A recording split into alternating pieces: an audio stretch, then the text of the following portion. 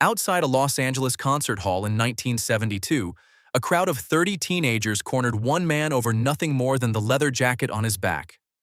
By morning, he was dead. The group responsible for it already had a name and a reputation nobody in the city wanted to test: the Crips. That single killing effectively declared war on every neighborhood that hadn't already fallen in line behind them. At the same time, the Crips were pushing hard into Compton, a city already hollowed out by decades of disinvestment. Smaller local crews were left with one option: fall in line or absorb the beating that came with refusing. Sylvester Scott took that beating and came out the other side more determined, not less. Rather than join, he built his own crew from scratch on a residential block named Piru Street, hence the name that stuck. The concert hall killing that March had already made national news by then. Come June, 3 months later, a Crip shot and killed a member of one of these rival crews. A first for this specific kind of retaliation. One more month passed before the Brims answered in kind, killing a Crip that August. Scott had reached his limit by year's end. He pulled together every non-Crip gang in the area for a single sit-down.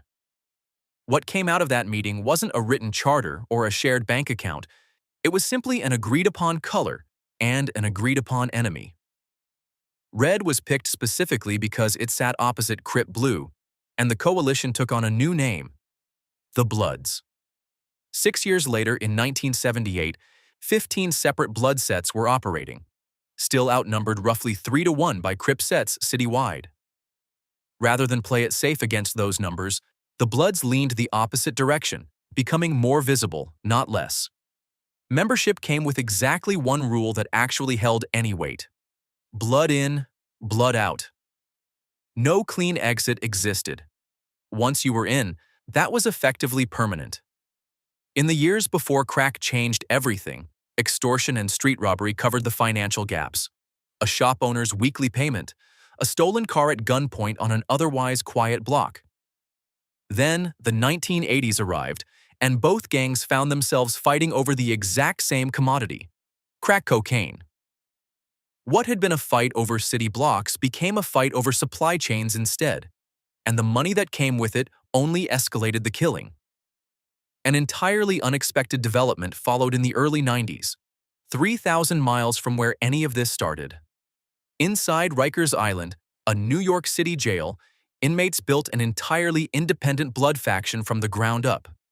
Decades on, one Long Island Bloods leader took that same organizational blueprint and escalated it into an actual gun war, directing armed home invasions and exchanging rifle fire with rival Crips in full daylight.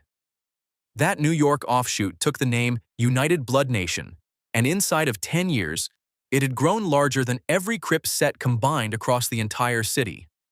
Back on the West Coast, 1987 brought LAPD's Operation Hammer, a sweep that netted thousands of arrests, many for offenses barely worth booking. Those raids didn't produce peace directly, but they did produce a genuine surprise: 2 longtime enemies quietly agreeing to stop shooting at each other. That surprise turned into something bigger in 1992, when the city erupted in riots and Crips and Bloods leadership sat across from each other for the first time ever.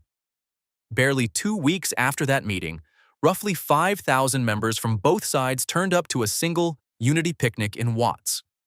The agreement they put in writing banned gang signs outright, and remarkably, for a stretch, people actually respected it. That truce eventually cracked. In 1996, Tupac Shakur, a documented Blood affiliate, was shot and killed in Las Vegas. Then in 2019, Nipsey Hussle, a Crip, was killed in Los Angeles. Not by a rival this time, but by someone from inside his own set. That killing pushed both sides back to the table for the most serious round of peace talks since the riots. Half a century after that first concert hall killing, representatives from both gangs still occasionally meet. And they still, on occasion, bury each other too. None of this was Scott's original intention. He wasn't trying to build a national organization. He was trying to survive a beating. Current estimates put total Blood membership somewhere between 20 and 30,000, spread from Los Angeles all the way to Atlanta and Minneapolis. By any technical measure, The rivalry that began over a stolen jacket has never actually been resolved.